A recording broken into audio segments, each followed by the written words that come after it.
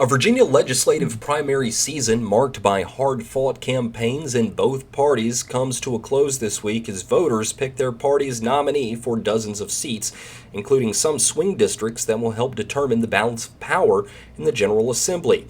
Both parties in both chambers have competitive contests on the ballot in the primary election. An unusually high number of sitting office holders are also facing serious challenges in an election season upended by new political maps. This year marks the first cycle in which legislative candidates are running in districts created during the redistricting process that ended in late 2021. The new maps were drawn by outside experts without regard to incumbent protection.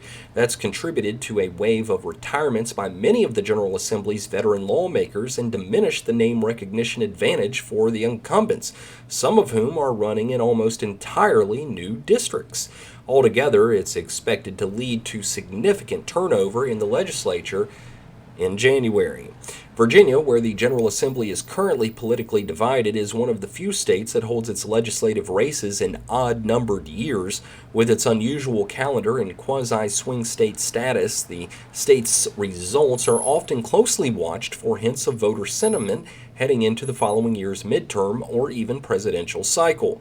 Tuesday's primary has 22 contested races for the state Senate and 25 contested races for the House of Delegates, though in one of those House races, a GOP contender dropped out at the last minute. Some GOP nominations have already been settled through party-run contest.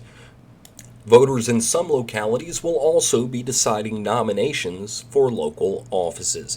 And of course, as information from these races become available, we'll be sure to bring it to you here on this Star News TV station.